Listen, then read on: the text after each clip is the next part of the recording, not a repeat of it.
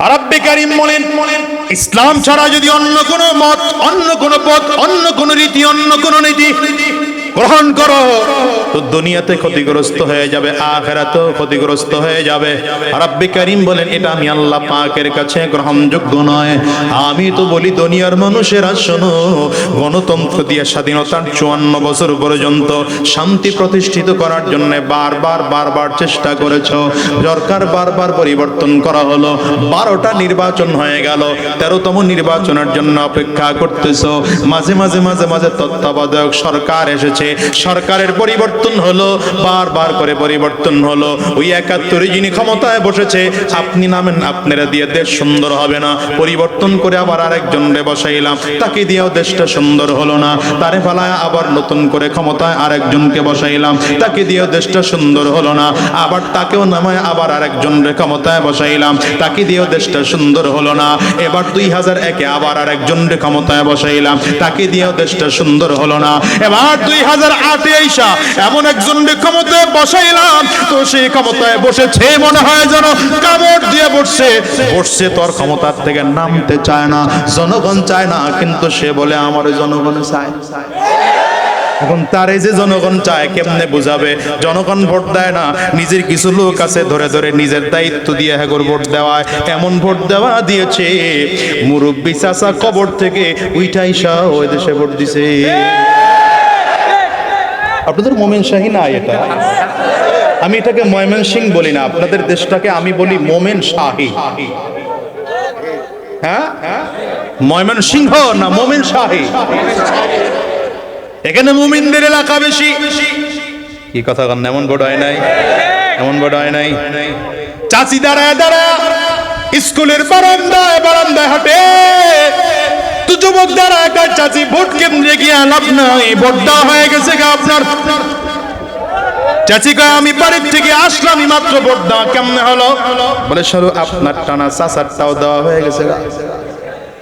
তো চাচি এখন বারান্দায় দাঁড়ায় কান্না করে, আরে তোর চাচায় যে এইসব ভোট দিয়ে গেল, আমার একটু খবর দিলি না? 5টা বছর আগে স্বামীটা মারা গেল, খবর দিলে তো স্বামীর সাথে একটু দেখা হইতো। নাই নাই নাই নাই নাই নাই, জোরে কও না। এই জন্য আমি বলি, বর্তমান যুগে যারা রাজনীতি করে এগুলো রাজনীতি না, এটা পেট নীতি, দুর্নীতি, জালিয়াতি, শোষণ নীতি। ঠিক কিনা জোরে বলো? রাজনীতি হবে কোরআনের, রাজনীতি হবে ইসলামের, রাজনীতি হবে নবীর আদর্শের। বাকিগুলো রাজনীতি নয়। বাকিগুলো কি নয়? আয় বলো, বাকিগুলো রাজনীতি নয়, বাকিগুলো দুর্নীতি, জালিয়াতি, পেটনীতি, শোষণ নীতি। দুই হাত তুলে চিল্লায়া বলো, ঠিক না? ঠিক জোরে বলো। জালিয়াতি, শোষণ নীতি, পেট নীতি আর দুর্নীতি, এ সকল মিলিয়ে হলো বর্তমানের রাজনীতি। ঠিক না? ঠিক না? স্টেজের হুজুররাও কি একমত আমার সাথে? জালিয়াতি, শোষণ নীতি, পেট নীতি আর দুর্নীতি, এ সকল মিলিয়ে হলো বর্তমানের রাজনীতি। কথায় কাজেই মিল নেই যার, তাহার মুখে নাই নীতি। রাজনীতি ধোঁকাবাজের রাজনীতি, রাজনীতি ভাউতাবাজের রাজনীতি। ঠিক না? জনগণের লাগিয়ে নেতার কলিজা ফেটে যায়, তাই গরিবের রিকশায় চড়ে না, পাজেরোতে যায়। হ্যাঁ, কি কথা কন না? বাবা রে বাবা, মেম্বারশিপ হওয়ার পরে বাড়ির কাজ নতুন করে শুরু করছে। মেম্বার হয়েছে আপনাদের দেশে? নাই। চেয়ারম্যান হলো তো গাড়ির মডেল চেঞ্জ হয়েছে। এমপি সাহেব হওয়ার আগে গাড়ি ছিল নরমাল, এমপি হওয়ার পরে দামি গাড়ি নিয়েছে। তা আমি তো তাকায় দেখি চেয়ারম্যানই কইরা গাড়ি কিনবার সুযোগ নাই, গাড়ি বেচা লাগে। এটা আমি বাস্তব প্রমাণ। আমি আগে গাড়ি ভালো দামি গাড়িতে চলতাম, চেয়ারম্যানই করে আস্তে আস্তে ফকির হয়ে যাইতেছি। তো টিকে আছে শুধুমাত্র এক কারণে, যে আপনাদের কাছে এসে একটু চিল্লাই পাল্লাই, আপনারা যাওয়ার সময় কিছু টেহাটু পকেটে দেন, এটার কারণে এলাকায় চেয়ারম্যান এটা টিকে আছে, নাইলে পালানো লাগতো। ও বুঝেন নাই আপনারা? না কেন বললাম? সরকার আমাকে বেতন দেয় মাত্র 4,500। কত দেয়? এটা দিয়ে সারা বছর চলে তো? কি কথা, মাসে 4,500 দেয়, আর আপনি কোন এক সপ্তাহ হিসাবই নাই। একদিনে চায়ের দোকানে বিল কত জানেন? খালি একদিনে সকালবেলা যদি উঠি চায়ের দোকানের বিল, এই এলাকায় চেয়ারম্যান ঢুকছে তো সবাই চা খাইতে ঢুকে, মারে মা খালি কি চা খায়, সাথে টা খায় না। তখন বলেন তো বাজারের 200 মানুষ যদি একসাথে চা আর টা খায়, সাথে মুরব্বি থাকলে পান খায়, হ্যাঁ? আল্লাহ কেমনে বুঝাই আপনাদেরকে, কেমনে বুঝাই? এখন বলবেন হুজুর তাইলে হেরা এত টাকা কামায় কেমনে? কামানোর কারণ আছে, ওরা অসৎ রাস্তায় হাজার হাজার টাকা কামাই করার সুযোগ আছে। আমিও চাইলে পারতাম, কিন্তু আমি মাঝে মাঝে বলি 1 নম্বর আমি আমার আল্লাহ পাকের কাছে ধরা খেয়ে আসি। কারণ রব যদি জিজ্ঞাসা করেন, একটা ছোট্ট এলাকার চেয়ারম্যানের দায়িত্ব দিয়েছিলাম, লোভ সামলাইতে পারোস নাই, আমি আল্লাহর কাছে দাঁড়ায় জবাব দিব কি? 2 নম্বর আমার নবীর কাছে ধরা, 3 নম্বর আমার মায়ের কাছে ধরা, 4 নম্বর আমার বাবার কাছে ধরা, 5 নম্বর আমার ফ্যামিলির কাছে আমি ধরা, 6 নম্বর আমার সংগঠনের আমির যিনি পীর সাহেব চরমনার কাছে আমি ধরা। এই জন্য চাইলেও খাইতে পারি না, কথা কন না কেন ভাই? এটাই তো আল্লাহর ভয়, কিছুটা হইলেও তো আছে, এই কারণে ভয় করি। আর যার মধ্যে আল্লাহর ভয় নাই, ও দুই পক্ষ বিচার নিয়ে আসছে, এই আমাদের জমি নিয়ে ঝামেলা লাগছে, তো চেয়ারম্যান সাহেব কয়ে দেয় 10 লাখ রাইখা যাইস, বাকিটা দেখবো না। আকরে তাকায় রেছেন, এইটাই চলতেছে, এইটাই চলতেছে মিয়া। হ্যাঁ, কিছুদিন আগে 84% জমিন নিয়ে এক লোক 2012 সনে কিনছে, এখন পর্যন্ত দখলে যাইতে পারে নাই। কত শতাংশ? 84%। উনি আমার কাছে আসছে, আমি বললাম পরিষদে বইলা যাই, কিছু বইলা যাই, বলার তো সময় পাবো না, কোন দিন মইরা যায় আল্লাহ বলা যায় না, এটা বইলা যায়, বইলা দিয়ে যায়, সামনে তো আসছে ভোট, খালি সিল পিটাইবেন, জনমের পিটান পিটাইবেন, কাগরে পিটাইবেন, এটা বোঝা দরকার আছে। দাড়িওয়ালা টুপিওয়ালা জুব্বাওয়ালা দেখলে তো চান্দি গরম হয়ে যায়, নাক ছিটকান, হুজুরেরা বলেন না, এতটুকু বলে দিয়ে যায়। তো 84% জমিন উনি আমি মাত্র 2 বার বসলাম সালিশিতে বসে, তাকে ফয়সালা করে 81% দেখলাম তাকে দেওয়া যায়, আর 3% সে দলিল হিসাবে রাইট না। আমি বললাম এটা পারবো না, 81 আপনি নিয়ে যান। এখন সে দেখতেছে ইয়া আল্লাহ, এই চেয়ারম্যান সাহেবরে দিয়ে এত বিশাল উপকার হলো। আপনি চিন্তা করেন তো, যদি নরমাল 1 লাখ টাকা করে জমিনের শতাংশ হয়, তাহলে তো 81 লাখ। উনি পরের দিন খুশি হইয়া মাশাআল্লাহ 5 কেজি মিষ্টি কিনে আমার কাছে নিয়ে আসছে। তো আমি দেখে কইলাম আপনি এটা কিনে ঢুকছেন কেন? আমার আব্বা দেখার আগে বেরোয়। এটাই দুনিয়া। আমাদের এলাকার কিছু কিছু মানুষ আমারে অফার দেয়, হুজুর ওইটা মিট করে দেন, মাদ্রাসায় 1 লাখ দিয়ে যাবো, ঘুরায়া খাওয়ায় আমার। কি কথা বলে না কেন? আমি তো জানি আমি খেতে পারছি না, আমি খেতে পারছি না। ওই আপনারা 2-4টা সিল্লেলে বিল্লেলে যা দেন এটা দিয়ে সংসার চালাই, ইউনিয়ন চালাই। আল্লাহ এভাবেই রাখুক, আল্লাহ এত বড় লোক না বানাক, আমিন কন। আল্লাহ দুনিয়াতে ইজ্জতের সাথে রাখছেন, সম্মানের সাথে রাখছেন, এখন পর্যন্ত চুরির কালি আমার সিনায় লাগান নাই, আর যেন মরণ পর্যন্ত চুরির কালি আমার সিনায় না লাগে। আমি আল্লাহ পাকের কাছে দোয়া করি, আল্লাহ যদি আমার ভেতরে সরকারি সম্পদ 1 টাকা অবৈধভাবে গ্রহণ করার লোভ ঢুকে, সেদিন আমার থেকে ক্ষমতা ছিনায় নিও তুমি। আমিন বলেন। আপনারা আমিন বলেন, এখানে বসে তো আর কিছু করতে পারবেন না, অন্তত এতটুকু বলেন আল্লাহ যতদিন সতের উপরে রাখছেন আছি ভালো, যেদিন অসৎ আল্লাহ বানাবেন সেদিন যদি আমাকে ক্ষমতায় না রাখেন আল্লাহ। আমাদের সমস্যা কোথায় জানেন প্রিয় ভাই? আমাদের সমস্যা কোথায় জানেন? সমস্যা হলো আপনারা এই যে কি বলে আগুন দেখছেন তো, আগুন তো এক লোক আগুনের মধ্যে হাত দিয়া চিল্লাইতেছে, পুড়ে গেল রে, মরে গেলাম রে, শেষ হয়ে গেল রে। একজন বুদ্ধিমান গিয়ে কয়, আরে বেটা হাতটা সরা। আরে না, হাত সরাবো না। বুঝে নাই কথা? আগুন থেকে হাত সরাবে না, কিন্তু পোড়া থেকে বাঁচতে চায়। আচ্ছা বলেন তো এই লোকটা পারবে? কথা কয় না। এই লোকটা বাঁচতে পারবে? আমাদের সমস্যা হলো আমরা গণতন্ত্রের মধ্যে ঢুকে আছি, রাজতন্ত্রের মধ্যে ঢুকে আছি, সমাজতন্ত্রের মধ্যে ঢুকে আছি, জাতীয়তাবাদের মধ্যে ঢুকে আছি, ওই ধর্মনিরপেক্ষতার মধ্যে ঢুকে আছি। শান্তি চাই, আল্লাহ বলেন ইসলাম ছাড়া শান্তি সম্ভব না। ইসলাম ছাড়া শান্তি সম্ভব না। বলেন ইসলাম ছাড়া শান্তি সম্ভব জোরে বলো, ইসলাম ছাড়া। আমার কৃষক ভাই, শ্রমিক ভাই, একটা কথা বইলা যাই, জেনে রেখো ইসলাম ছাড়া শান্তি কোথাও নাই। আমার কৃষক ভাই কোনা, আমার কৃষক ভাই, শ্রমিক ভাই, একটা কথা বইলা যাই, জেনে রেখো ইসলাম ছাড়া শান্তি কোথাও না। ঠিক কিনা বলো? والذين جاهدوا فينا لنهدينهم سبلنا والذين جاهدوا فينا لنهدينهم سبلنا وإن الله لمع المحسنين।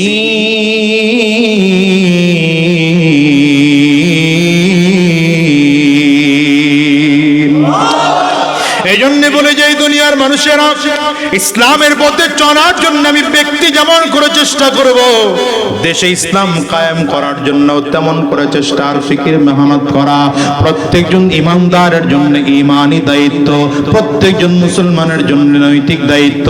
বলো তো, যেমন করে নিজে নামাজ পড়ি, সমাজের মানুষকেও নামাজের দাওয়াত দিয়ে নামাজ কায়েম করতে হবে। যেমন করে নিজে দাওয়াত দেই, রাষ্ট্রেও যাকাত তেমন করে দাওয়াত দিতে হবে। যেমন করে আমি নিজে যাকাত দেই, রাষ্ট্রের প্রত্যেকটা মানুষের যাকাত দেওয়ার জন্য উদ্বুদ্ধ করতে হবে। এই জন্যই বলেছি, যত ইবাদত আছে সব ইবাদত গুলো যদি পরিপূর্ণ আদায় করতে হয়, আমার দেশে ইসলাম কায়েম ছাড়া সম্ভব না। ঠিক কিনা বলো না?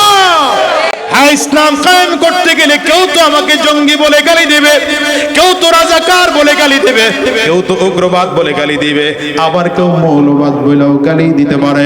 কিন্তু আমি বলি, গালি দাও, মৌলবাদ বলে গালি দাও, সমস্যা নাই, কিন্তু জঙ্গি বলে গালি দিবা না, রাজাকার বলে গালি দিবা না। কারণ আমরা মুসলমান, মূলের উপরে আছি মৌলবাদ, কিন্তু জঙ্গি নয়। ঠিক কিনা বলো? জিন্দাবাদ জিন্দাবাদ ইসলামী মৌলবাদ, মূল ছাড়া সব ভ্রান্তবাদ, মুর্দাবাদ মুর্দাবাদ, জিন্দাবাদ জিন্দাবাদ ইসলামী মৌলবাদ, মূল ছাড়া সব ভ্রান্তবাদ, মুর্দাবাদ মুর্দাবাদ। হ্যাঁ, মুসলমান ইসলাম কায়েমের জন্য সাহাবায়ে কেরাম দেখিয়ে দিয়ে গিয়েছেন, কখনো ঘাম ঝরানোর প্রয়োজন হবে, কখনো রক্ত দেওয়ার প্রয়োজন হবে, কখনো জীবন দেওয়ার প্রয়োজন হবে। যখন রক্ত দেওয়ার দরকার হয় তখন পিছ পা হটা যাবে না, যখন জীবন দেওয়ার প্রয়োজন হবে পিছু হটে যাওয়া যাবে না। ইসলাম কায়েমের জন্য সাহাবায়ে কেরাম যেমন করে জীবন বিলীন করেছে, তোমাকে আমাকেও জীবন বিলীন করার জন্য ময়দানে ঝাঁপিয়ে পড়তে হবে। নদীর কিনারায় দাঁড়িয়েছেন সাদ ইবনে আবি ওয়াক্কাস রাদিয়াল্লাহু আনহু, নবীজির প্রিয় সাহাবী। দাজলা নদীর কিনারায় দাঁড়িয়ে আছেন 30,000 সাহাবীদেরকে নিয়ে হযরত সাদ ইবনে আবি ওয়াক্কাস রাদিয়াল্লাহু আনহু দাঁড়িয়ে আছেন। 30,000 সাহাবায়ে কেরামদেরকে ডেকে বললেন, সাহাবীরা, নবীজির ইসলাম কি জমিনের এই পাশে রাখবা, নদীর এই পারে রাখবা, না নদীর ওই পারেও নিয়ে যাইবা? 30,000 সাহাবী বলে, সাদ, আপনি আমাদের সেনাপতি, আপনি যদি আমাদেরকে অনুমতি দেন আমরা নদীর ওপারেও ইসলাম নিয়ে যেতে চাই, আল্লাহর কোরআনের বিধানকে নদীর ওপারেও নিয়ে বাস্তবায়ন করতে চাই। সাহাবায়ে কেরাম যখন ঐক্যবদ্ধ হলেন, একমত পোষণ করলেন, আমরা ওপারেও দ্বীন কায়েম করার জন্য চলে যাব। কিন্তু কেমন করে যাবে? যাওয়ার উপায় নাই। এই পার থেকে ওই পার পার হওয়ার মতো কোনো যানবাহন নাই, নদী পার হওয়ার মতো কোনো জাহাজ, স্টিমার, ট্রলার, নৌকা কোনো কিছুই নাই। সাদ ইবনে আবি ওয়াক্কাস রাদিয়াল্লাহু আনহু অনেকক্ষণ দাঁড়ায় থেকে হঠাৎ করে জজবার হালাতে ডেকে বলেন, নবীর জির সাহাবী, শোনো, এখন আমি যা করব তোমরা সেই কাজ করবা। বলে, কি কাজ করবেন আপনি? বলে, আমার দিকে তাকায় তাকায় দেখো আমি কি কাজ করি, আমার দিকে তাকায় দেখো। হযরত সাদ ইবনে আবি ওয়াক্কাস রাদিয়াল্লাহু আনহু নিজের ঘোড়াটাকে পানির মধ্যে ছেড়ে দিলেন, আর ছেড়ে দেওয়ার আগে আল্লাহ তাআলার কাছে ডেকে বললেন, আয় আল্লাহ, আমরা মুসা নবীর উম্মত নই, আমরা মুহাম্মদুর রাসূলুল্লাহর উম্মত। মুসা নবীর উম্মতকে তুমি নদীর পানি ভাগ করে রাস্তা পার করে দেওয়ার ব্যবস্থা করেছো। আমরা আখিরি নবী, সাইয়্যিদুল আম্বিয়া, ইমামুল আম্বিয়া, সরওয়ারে দো জাহান জনাব মুহাম্মদুর রাসূলুল্লাহ সাল্লাল্লাহু আলাইহি ওয়াসাল্লামের উম্মত আর সাহাবী, যেমন করে হোক আমাদের নদীটা পার করা দেওয়ার ব্যবস্থা করো। কথাটা বলেই হযরত সাদ ইবনে আবি ওয়াক্কাস রাদিয়াল্লাহু আনহু নিজের ঘোড়াটা নদীর মধ্যে ছেড়ে দিলেন। তার ঘোড়া ছাড়ানো দেখা সব সাহাবীরা এক এক করে করে করে করে নদীর মধ্যে ছেড়ে দিলেন। রবের কুদরত বুঝা বড় দায়। মানুষগুলো তাকায় তাকায় দেখতেছে নদীর পানির মধ্যে ঘোড়া ডুবে না, ঘোড়া ডুবে না। নদীর পানির উপর দিয়া আল্লাহর নবীর সাহাবীদের ঘোড়া আর উঠ চলতেছে। চিল্লায় আওয়াজ করে জোরে বলল আল্লাহু আকবার। এটা বানানো কোন গল্প নয়, সেই বুখারীর বর্ণনা। ওই দিক থেকে বিশাল দুশমনের বাহিনী হযরত সাদ ইবনে আবি ওয়াক্কাস রাদিয়াল্লাহু আনহুর যাওয়ার ধরন দেখে ওরা পালিয়েছে। কথা কয় না, যাওয়ার ধরন দেখেই পালিয়েছে। যেমন করে বঙ্গভবন ঘেরাও দেখেই পালাইছে। ভিতরে আর ঢোকা লাগা নেই ছাত্রগণ, কারণ 45টা মিনিট টাইম ছিল। 45 মিনিট যদি দাঁড়ায় থাকতো ওয়াল একটাও থাকতো না, ভেঙে কাপড় ছিঁড়া ফেলাইতো। সাদ ইবনে আবি ওয়াক্কাস রাদিয়াল্লাহু আনহু সাহাবায়ে কেরামদেরকে নিয়ে নদীর মধ্যে রওনা করেছেন। বেঈমানগুলো দেখেই পালিয়েছে। অল্প কিছু কাফেররা দাঁড়ায় আছে, হাত জোর করে দাঁড়িয়ে আছে। নদী পার হয়ে সাদ ইবনে আবি ওয়াক্কাস রাদিয়াল্লাহু আনহু দাঁড়িয়ে বললেন, কি ব্যাপার সব চলে গেল, তোমরা কেন দাঁড়ায় আছো? বলে, আমরা দাঁড়ায় আছি তাকিয়ে তাকিয়ে তোমাদের তামাশা দেখতেছিলাম। কি তামাশা দেখেছো? বলে, আমরা দেখলাম তোমরা আসতেছো পানির উপর দিয়ে ঘোড়া চালায়া, কিন্তু আমাদের কাছে মনে হলো পানির উপরে ঘোড়া চালাও নাই, মরুভূমির বালুর মধ্যে ঘোড়া চালাইলে যেমন করে ঘোড়ার পায়ের পাড়ির কারণে ধুলা উঠতে থাকে, ধুলা উঠতে থাকে, আমাদের কাছে দূর থেকে মনে হয় ঘোড়াটা মরুভূমির বালু দিয়ে হাঁকায় হাঁকায় আসতেছ, আর ঘোড়ার পায়ের বালুর কারণে বালিগুলো উঠতেছে। হায়, এটা আমার নবীর সাহাবীদের অবস্থা। শুধু তাই নয়, সাদ ইবনে আবি ওয়াক্কাস রাদিয়াল্লাহু আনহু বিশাল বাহিনী লইয়া আফ্রিকার জঙ্গলের মধ্যে গেলেন। অন্যান্য কাফের মুশরিকরা ঠিকানা দিয়েছে বিশাল জঙ্গল আছে, জঙ্গলের মধ্যে গিয়ে রাত কাটাইতে পারবা। সন্ধ্যা যখন গনিয়ে আসে, বিশাল বাহিনী লইয়া সাদ ইবনে আবি ওয়াক্কাস রাদিয়াল্লাহু আনহু জঙ্গলের মধ্যে ঢুকলেন। জঙ্গলের ভিতরে ঢোকার পরে দেখা গেল এটা সাধারণ কোনো জঙ্গল নয়, আফ্রিকার জঙ্গল দেখা যায়। সাহাবায়ে কেরাম ডেকে ডেকে বলেন, নবীর সাহাবী সাদ, উপায় নাই, চারিদিকে বিশাল বড় বড় হিংস্র প্রাণী আছে, বাঘ আছে, সাপ আছে, হিংস্র সিংহরা আছে, কত কীট পতঙ্গ আছে, আমাদেরকে রাত্রিবেলা এখানে ঘুমানো যাবে না, ধ্বংসন করে জমিন শেষ করে ফেলবে। হযরত সাদ ডেকে বললেন, নবীর সাহাবীরা টেনশন করো না, আমার জন্য একটা উঁচু মঞ্চ তৈরি করো, স্টেজ তৈরি করো। সাহাবায়ে কেরাম কাঠগুলো একত্রিত করে চমৎকার একটা স্টেজ তৈরি করলেন। হযরত সাদ তারা ওই সকল বন্য প্রাণীদের উদ্দেশ্যে ভাষণ দিচ্ছে, আইয়ুহাল হাশারাত, আইয়ুহাল হাশারাত, নাহনু আসহাবু রাসূলিল্লাহি সাল্লাল্লাহু আলাইহি ওয়াসাল্লাম। নবীজির সাহাবী সাদ ইবনে আবি ওয়াক্কাস রাদিয়াল্লাহু আনহু দাঁড়িয়ে ভাষণ দিচ্ছেন, এই বনের হিংস্র প্রাণীরা শুনে রাখো, আমরা পয়গম্বর আরবি মুহাম্মদুর রাসূলুল্লাহ সাল্লাল্লাহু আলাইহি ওয়াসাল্লামের সাহাবী, ইন্না নাজিলুন, আজকে রাত্রিবেলা আমরা এখানে থাকব, সাবধান তোমরা এখানে যারা আছো, উখরুজু মিন হাযিহিল গাবা, এই ময়দান থেকে চেটিয়াল ময়দানে বের হয়ে যাও, বাগানের মধ্যে থেকো না, বাগানের মধ্যে থেকো না। দেখেন তো হিংস্র প্রাণীর রাজত্বে গিয়ে হযরত সাদ এবার চিল্লায় বলতেছেন, আমার এই ঘোষণার পরে কাউকে যদি খুঁজে পাই তাকে দুনিয়া জীবিত রাখবো না, মেরে ফেলবো। সাহাবায়ে কেরাম বলেন, আমরা তাকায় তাকায় দেখি নবীর সাহাবীর ঘোষণা হতে দেরি হয়, বাঘ তার বাচ্চাটারে মুখের মধ্যে বাম থেকে বের হতে আরম্ভ করেছে, সাপ তার লাইনে বের হতে আরম্ভ করেছে, বিষাক্ত বিচ্ছুগুলো তার লাইনে বের হতে আরম্ভ করেছে, প্রত্যেকটা হিংস্র প্রাণী তার লাইনে থেকে বের হতে হতে আরম্ভ করেছে।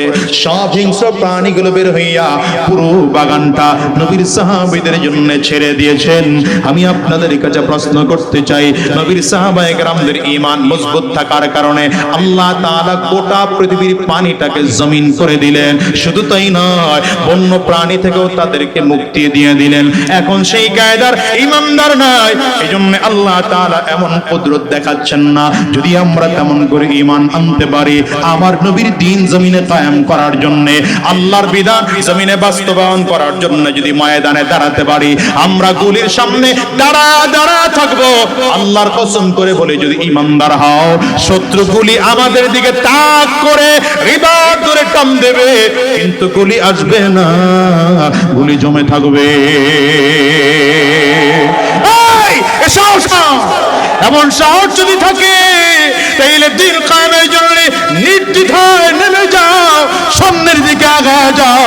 কারণ তোমার আমার মাথায় টুপি আছে, নবীজির সুন্নতি দাড়ি আছে, নবীজির সুন্নতি পোশাক আছে। আমাদের কোনো ভয় নাই, মরলে শহীদ বাঁচলে গাজী। কথা বলো না ঠিক না বেঠিক, জোরে বলো। আমাদের মরলেও কোনো সমস্যা নাই, মরলেও জান্নাত, বাঁচলেও জান্নাত। কেন বলি জানো? নবীজির সাহাবীর দিকে তাকায় তাকায় দেখো, উহুদের ময়দানে জীবন দেওয়ার জন্য তারা তৈয়ার হয়ে গেলেন, বদরের ময়দানে সাহাবায়ে কেরাম জীবন দেওয়ার জন্য তৈয়ার হয়ে গেলেন।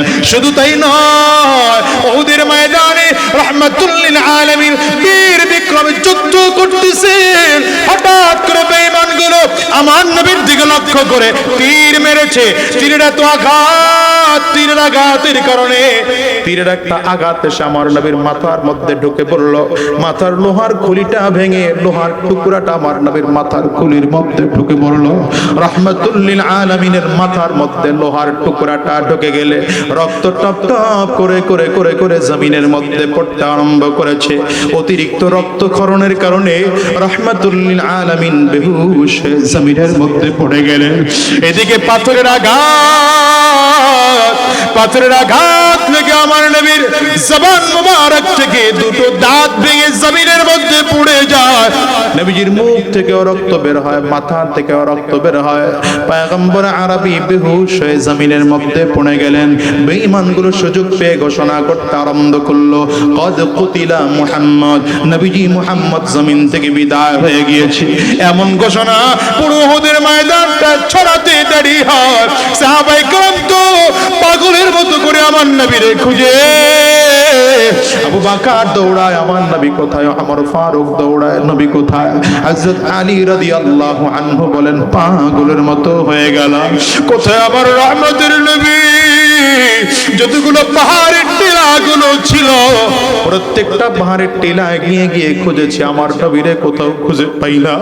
হারে গেলাম যেখানে শুহাদায়ে উহুদের লাশ রাখা হলো, না না, সেখানে গিয়ে প্রত্যেকের চেহারা থেকে কাপড় সরাইলাম, না, আমার রাহমাতুল লিল আলামিনকে খুঁজে পাওয়া যায় না। লম্বা সময় পর আমার নবীকে খুঁজতে খুঁজতে, পয়গম্বর আরবিরে খুঁজতে খুঁজতে সাহাবায়ে কেরাম একটা গর্তের কিনারায় আমার নবী বেহুশ হয়ে জমিনের মধ্যে পড়ে আছে। রাহমাতুল লিল আলামিনকে হযরত আলী রাদিয়াল্লাহু আনহু একটা চিৎকার করে নিজের বুকের মধ্যে জড়া ধরলো আর চিল্লা বলে, দেখ না নবী বুঝি দেয়। হায়রে, রাহমাতুল লিল আলামিন বুঝি জমিন থেকে বিদায় হয়ে গেলেন। সাহাবায়ে কেরাম দৌড়ায় এসে দেখেন না, রাহমাতুল লিল আলামিন জমিন থেকে বিদায় হন নাই। নবীজি হুঁশ ফিরে আসলো। আমার নবী নিজের হাত দুটো চেহারার মধ্যে দিলেন, চেহারা থেকে হাত বের করে সামনের দিকে তাকায় দেখলেন পুরো দুটো হাত রক্তে ভিজে গেল। তার মানে নবীজির চেহারা থেকে রক্ত টপ টপ টপ টপ করে পড়তেছে। আমার নবীর জবান থেকে যিনি কোনোদিন বদদুয়া করেন নাই, তায়েফের জমিনেও যিনি বদদুয়া করেন নাই, আজকে সেই নবীর জবান থেকে বদদুয়া বের হয়ে গেল। নবীজি বললেন, কাইফা ইউফলিহু কওমুন দাম্মা ওয়াজহা নবিয়্যিল্লাহ, আরে ওই জাতি কেমন করে সফল কাম হবে যেই জাতি নবীজির চেহারা থেকে রক্ত ঝরায়। আমার মালিক ডাক দেয়, হাবিব আপনার চেহারা থেকে রক্ত ঝরেছে, আপনার কি বড় কষ্ট হয়, আপনার কি বড় খারাপ লাগে। ওগো নবী না না, আপনার শরীরের পবিত্র রক্ত উহুদের ময়দানে ফালাইয়া আমি আল্লাহ কিয়ামত পর্যন্ত উহুদের ময়দানটা ইসলামের জন্য রেজিস্ট্রি করে দিলাম। দুনিয়ার মুসলমান, দুনিয়ার একটা গাছ যেমন জীবিত করতে হলে এর নিচে পানি ঢালতে হয়, ইসলাম নামের যে গাছটা আছে এই গাছটাও যদি জীবিত রাখতে হয় মানুষের রক্ত লাগবে, ইমানদারদের রক্ত লাগবে। নবীর রক্তের কারণে ইসলাম নামের গাছটা উঁচু হয়ে উঠেছে, সাহাবায়ে কেরামদের রক্তের কারণে ইসলাম নামের গাছটা জীবিত হয়ে উঠেছে, বড় হয়ে উঠেছে, গোটা পৃথিবী গাছের শাখা প্রশাখা ছড়িয়ে গিয়েছে।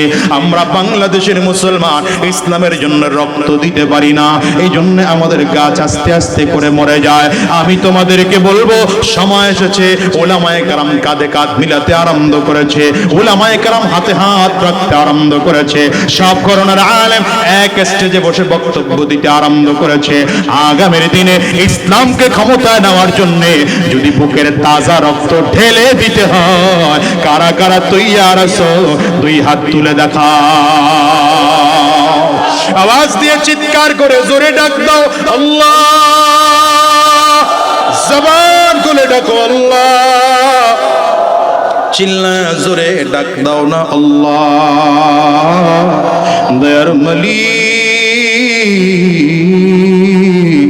সব মানুষগুলো মিলে আমরা দুই হাত উঁচু করলাম তোমার দ্বীনের জন্য, ইসলামের জন্য, কোরআনের জন্য। আজকের এই ময়দানে ওয়াদা করলাম আমরা জীবন দিতেও রাজি, রক্ত দিতেও তৈয়ার আছি, তবুও তোমার দ্বীন ছাড়বো না, উলামায়ে কেরামদের নেতৃত্বে জীবন চালাবো। আল্লাহ তুমি কবুল করে নাও, কবুল করে নাও। চিৎকার করে বলো আমিন, আওয়াজ দিয়া জোরে বলো আল্লাহুম্মা আমিন। হ্যাঁ, ইসলাম কায়েম করতে গেলে কেউ তো আমাকে জঙ্গি বলে গালি দেবে, কেউ তো রাজাকার বলে গালি দেবে, কেউ তো উগ্রবাদ বলে গালি দিবে, আবার কেউ মৌলবাদ বলেও গালি দিতে পারে। কিন্তু আমি বলি গালি দাও, মৌলবাদ বলে গালি দাও, সমস্যা নাই, কিন্তু জঙ্গি বলে গালি দিবা না, রাজাকার বলে গালি দিবা না। কারণ আমরা মুসলমান মূলের উপরে আছি মৌলবাদ, কিন্তু জঙ্গি নয়। জিন্দাবাদ জিন্দাবাদ ইসলামী মৌলবাদ, মূল ছাড়া সব ভ্রান্তবাদ, মুর্দাবাদ মুর্দাবাদ, জিন্দাবাদ জিন্দাবাদ ইসলামী মৌলবাদ, মূল ছাড়া সব ভ্রান্তবাদ, মুর্দাবাদ মুর্দাবাদ। হ্যাঁ মুসলমান, ইসলাম কায়েমের জন্য সাহাবায়ে কেরাম দেখিয়ে দিয়ে গিয়েছেন, কখনো ঘাম ঝরানোর প্রয়োজন হবে, কখনো রক্ত দেওয়ার প্রয়োজন হবে, কখনো জীবন দেওয়ার প্রয়োজন হবে। যখন রক্ত দেওয়ার দরকার হয় তখন পিছ পা হটা যাবে না, যখন জীবন দেওয়ার প্রয়োজন হবে পিছু হটে যাওয়া যাবে না। ইসলাম কায়েমের জন্য সাহাবায়ে কেরাম যেমন করে জীবন বিলীন করেছে, তোমাকে আমাকেও জীবন বিলীন করার জন্য ময়দানে ঝাঁপিয়ে পড়তে হবে। নদীর কিনারায় দাঁড়িয়েছেন সাদ ইবনে আবি ওয়াক্কাস রাদিয়াল্লাহু আনহু, নবীজির প্রিয় সাহাবী। দাজলা নদীর কিনারায় দাঁড়িয়ে আছেন 30,000 সাহাবীদেরকে নিয়ে হযরত সাদ ইবনে আবি ওয়াক্কাস রাদিয়াল্লাহু আনহু দাঁড়িয়ে আছেন। 30,000 সাহাবায়ে কেরামদেরকে ডাকিয়ে ডেকে বললেন, সাহাবীরা, নবীজির ইসলাম কি জমিনের এই পাশে রাখবা, নদীর এই পারে রাখবা, না নদীর ওই পারেও নিয়ে যাইবা? 30,000 সাহাবী বলে, সাদ, আপনি আমাদের সেনাপতি, আপনি যদি আমাদেরকে অনুমতি দেন আমরা নদীর ওপারেও ইসলাম নিয়ে যেতে চাই, আল্লাহর কোরআনের বিধানকে নদীর ওপারেও নিয়ে বাস্তবায়ন করতে চাই। সাহাবায়ে কেরাম যখন ঐক্যবদ্ধ হলেন, একমত পোষণ করলেন, আমরা ওপারেও দ্বীন কায়েম করার জন্য চলে যাব। কিন্তু কেমন করে যাবে? যাওয়ার উপায় নাই। এই পার থেকে ওই পার পার হওয়ার মতো কোনো যানবাহন নাই, নদী পার হওয়ার মতো কোনো জাহাজ, স্টিমার, ট্রলার, নৌকা কোনো কিছুই নাই। সাদ ইবনে আবি ওয়াক্কাস রাদিয়াল্লাহু আনহু অনেকক্ষণ দাঁড়ায় থেকে হঠাৎ করে জজবার হালাতে ডেকে বলেন, নবীর জির সাহাবী শোনো, এখন আমি যা করব তোমরা সেই কাজ করবা। বলে কি কাজ করবেন আপনি? বলে আমার দিকে তাকায় তাকায় দেখো আমি কি কাজ করি, আমার দিকে তাকায় দেখো। হযরত সাদ ইবনে আবি ওয়াক্কাস রাদিয়াল্লাহু আনহু নিজের ঘোড়াটাকে পানির মধ্যে ছেড়ে দিলেন, আর ছেড়ে দেওয়ার আগে আল্লাহ তাআলার কাছে ডেকে বললেন, আয় আল্লাহ, আমরা মুসা নবীর উম্মত নই, আমরা মুহাম্মদুর রাসূলুল্লাহর উম্মত। মুসা নবীর উম্মতকে তুমি নদীর পানি ভাগ করে রাস্তা পার করে দেওয়ার ব্যবস্থা করেছো। আমরা আখিরি নবী সাইয়্যিদুল আম্বিয়া, ইমামুল আম্বিয়া, সরওয়ারে দো জাহাঁ জনাব মুহাম্মদুর রাসূলুল্লাহ সাল্লাল্লাহু আলাইহি ওয়াসাল্লামের উম্মত আর সাহাবী, যেমন করে হোক আমাদের নদীটা পার করায় দেওয়ার ব্যবস্থা করো। কথাটা বলেই হযরত সাদ ইবনে আবি ওয়াক্কাস রাদিয়াল্লাহু আনহু নিজের ঘোড়াটা নদীর মধ্যে ছেড়ে দিলেন। তার ঘোড়া ছাড়ানো দেখা সব সাহাবীরা এক এক করে নদীর মধ্যে ছেড়ে দিলেন। রবের কুদরত বোঝা বড় দায়। মানুষগুলো তাকায় তাকায় দেখতেছে নদীর পানির মধ্যে ঘোড়া ডুবে না, ঘোড়া ডুবে না। নদীর পানির উপর দিয়া আল্লাহর নবীর সাহাবীদের ঘোড়া আর উঠ চলতেছে। চিল্লায় আওয়াজ করে জোরে বলল আল্লাহু আকবার। এটা বানানো কোন গল্প নয়, সেই বুখারীর বর্ণনা। ওই দিক থেকে বিশাল দুশমনের বাহিনী হযরত সাদ ইবনে আবি ওয়াক্কাস রাদিয়াল্লাহু আনহুর যাওয়ার ধরন দেখে ওরা পালিয়েছে। কথা কয় না, যাওয়ার ধরন দেখেই পালিয়েছে, যেমন করে বঙ্গভবন ঘেরাও দেখেই পালাইছে। ভিতরে আর ঢোকা লাগা নাই ছাত্রগণ, কারণ 45টা মিনিট টাইম ছিল। 45 মিনিট যদি দাঁড়ায় থাকতো, ওয়াল একটাও থাকতো না, ভেঙে কাপড় ছিঁড়া ফেলাইতো।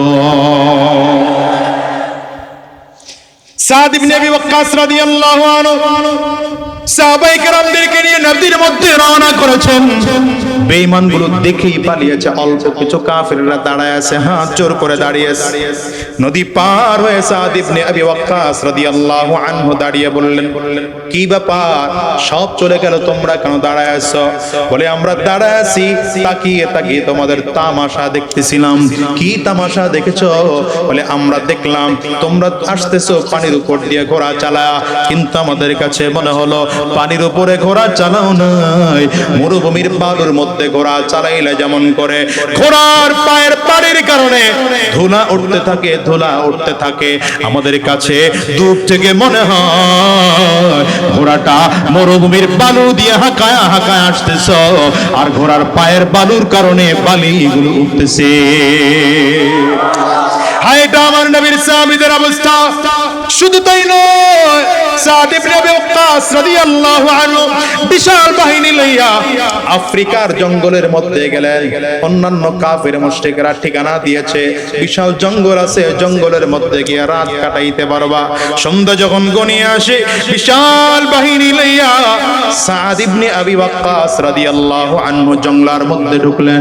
জঙ্গলের ভিতরে ঢোকার পরে দেখা গেল এটা সাধারণ কোনো জঙ্গল নয়, আফ্রিকার জঙ্গল দেখা যায়। সাহাবায়ে কেরাম ডেকে ডেকে বলেন, নবীর সাহাবী সাদ, উপায় নাই, চারিদিকে বিশাল বড় বড় হিংস্র প্রাণী আছে, বাঘ আছে, সাপ আছে, হিংস্র সিংহরা আছে, কত কীট পতঙ্গ আছে, আমাদেরকে রাত্রিবেলা এখানে ঘুমানো যাবে না, ধ্বংসন করে জমিন শেষ করে ফেলবে। হযরত সাদ ডেকে বললেন, নবীর সাহাবীরা টেনশন করো না, আমার জন্য একটা উঁচু মঞ্চ তৈরি করো, স্টেজ তৈরি করো। সাহাবায়ে কেরাম কাঠগুলো একত্রিত করে চমৎকার একটা স্টেজ তৈরি করলেন। হযরত সাদ দ্বারা ওই সকল বন্য প্রাণীদের উদ্দেশ্যে ভাষণ দিচ্ছে, আইয়ুহাল হাশারাত, আইয়ুহাল হাশারাত নাহনু আসহাবু রাসূলিল্লাহ সাল্লাল্লাহু আলাইহি ওয়াসাল্লাম। নবীজির সাহাবী সাদ ইবনে আবি ওয়াক্কাস রাদিয়াল্লাহু আনহু দাঁড়িয়ে ভাষণ দিচ্ছেন, এই বনের হিংস্র প্রাণীরা শুনে রাখো, আমরা পয়গম্বর আরবি মুহাম্মদুর রাসূলুল্লাহ সাল্লাল্লাহু আলাইহি ওয়াসাল্লামের সাহাবী, ইন্না নাজিলুন, আজকে রাত্রিবেলা আমরা এখানে থাকব, সাবধান তোমরা এখানে যারা আছো, উখরুজু মিন হাযিহিল গাবা, এই ময়দান থেকে চেটিয়াল ময়দানে বের হয়ে যাও, বাগানের মধ্যে থেকো না, বাগানের মধ্যে থেকো না। দেখেন তো হিংস্র প্রাণীর রাজত্বে গিয়ে হযরত সাদ এবার চিল্লায় বলতেছেন, আমার এই ঘোষণার পরে কাউকে যদি খুঁজে পাই তাকে দুনিয়া জীবিত রাখবো না, মেরে ফেলবো। সাহাবায়ে কেরাম বলেন, আমরা তাকায় তাকায় দেখি নবীর সাহাবীর ঘোষণা হতে দেরি হয়, বাঘ তার বাচ্চাটারে মুখের মধ্যে বান থেকে বের হতে আরম্ভ করেছে, সাপ তার লাইনে বের হতে আরম্ভ করেছে, বিষাক্ত বিচ্ছুগুলো তার লাইনে বের হতে আরম্ভ করেছে, প্রত্যেকটা হিংস্র প্রাণী তার লাইনে থেকে বের হতে হতে আরম্ভ করেছে। সব হিংস্র প্রাণীগুলো বের হইয়া পুরো বাগানটা নবীর সাহাবীদের জন্য ছেড়ে দিয়েছেন। আমি আপনাদের কাছে প্রশ্ন করতে চাই, নবীর সাহাবায়ে কেরামদের ঈমান মজবুত থাকার কারণে আল্লাহ তাআলা গোটা পৃথিবীর পানিটাকে জমিন করে দিলেন, শুধু তাই নয় বন্য প্রাণী থেকেও তাদেরকে মুক্তি দিয়ে দিলেন। এখন সেই কায়দার ঈমানদার নাই, এজন্য আল্লাহ তাআলা এমন কুদরত দেখাচ্ছেন না। যদি আমরা তেমন করে ঈমান আনতে পারি, আমার নবীর দ্বীন জমিনে কায়েম করার জন্য, আল্লাহর বিধান জমিনে বাস্তবায়ন করার জন্য যদি ময়দানে দাঁড়াতে পারি, আমরা গুলির সামনে দাঁড়া দাঁড়া থাকবো। আল্লাহর কসম করে বলে, যদি ঈমানদার হও, শত্রু গুলি আমাদের দিকে তাক করে রিবাদ ধরে টান দেবে, কিন্তু গুলি আসবে না, গুলি জমে থাকবে। এমন সাহস যদি থাকে, তাইলে দ্বীন কায়েমের জন্য নির্দ্বিধায় নেমে যাও, সামনের দিকে আগায় যাও। কারণ তোমার আমার মাথায় টুপি আছে, নবীজির সুন্নতি দাড়ি আছে, নবীজির সুন্নতি পোশাক আছে, আমাদের কোনো ভয় নাই। মরলে শহীদ, বাঁচলে গাজী। কথা বলো না ঠিক না বেঠিক, জোরে বলো। আমাদের মরলেও কোনো সমস্যা নাই, মরলেও জান্নাত, বাঁচলেও জান্নাত। কেন বলি জানো? নবীজির সাহাবীর দিকে তাকায় তাকায় দেখো, উহুদের ময়দানে জীবন দেওয়ার জন্য তারা তৈয়ার হয়ে গেলেন, বদরের ময়দানে সাহাবায়ে কেরাম জীবন দেওয়ার জন্য তৈয়ার হয়ে গেলেন। শুধু তাই নয়, উহুদের ময়দানে রাহমাতুল লিল আলামিন বীর বিক্রমে যুদ্ধ করতেছেন, হঠাৎ করে বেঈমানগুলো আমার নবীর দিকে লক্ষ্য করে তীর মেরেছে। তীরের এত আঘাত, তীরের আঘাতের কারণে তীরের একটা আঘাত এসে আমার নবীর মাথার মধ্যে ঢুকে পড়লো। মাথার লোহার খুলিটা ভেঙে লোহার টুকরাটা আমার নবীর মাথার খুলির মধ্যে ঢুকে পড়লো। রাহমাতুল লিল আলামিনের মাথার মধ্যে লোহার টুকরাটা ঢুকে গেলে রক্ত টপ টপ করে করে করে করে জমিনের মধ্যে পড়তে আরম্ভ করেছে। অতিরিক্ত রক্তক্ষরণের কারণে রাহমাতুল লিল আলামিন বেহুশ হয়ে জমিনের মধ্যে পড়ে গেলেন।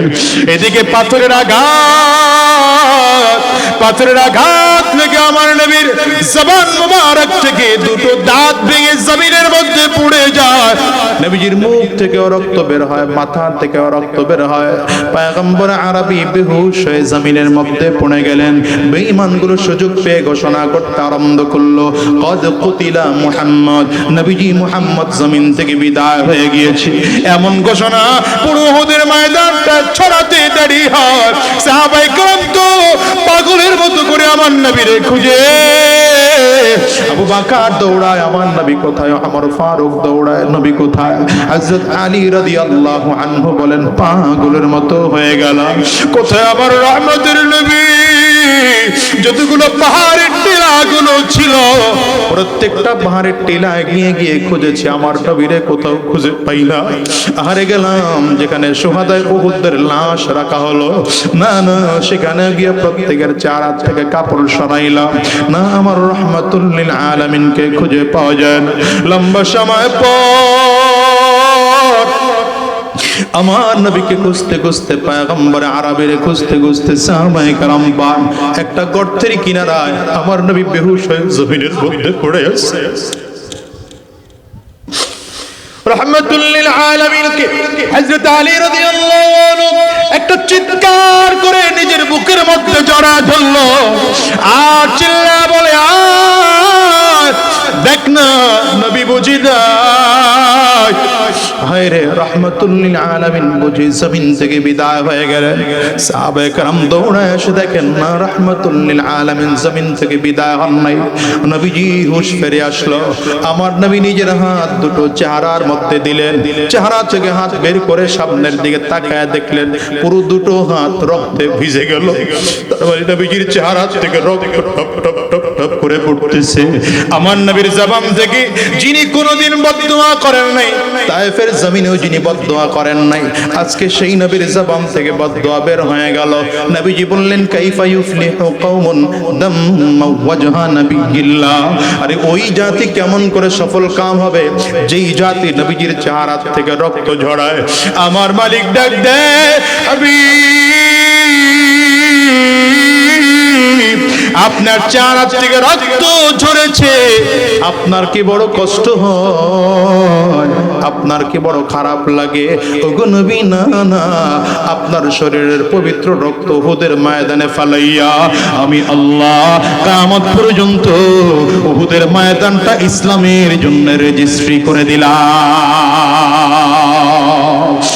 দুনিয়ার মুসলমান, দুনিয়ার একটা গাছ যেমন জীবিত করতে হলে এর নিচে পানি ঢালতে হয়, ইসলাম নামের যে গাছটা আছে এই গাছটাও যদি জীবিত রাখতে হয় মানুষের রক্ত লাগবে, ইমানদারদের রক্ত লাগবে।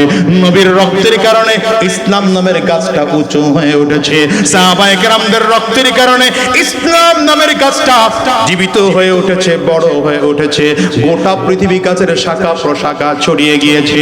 আমরা বাংলাদেশের মুসলমান ইসলামের জন্য রক্ত দিতে পারি না, এই জন্য আমাদের গাছ আস্তে আস্তে করে মরে যায়।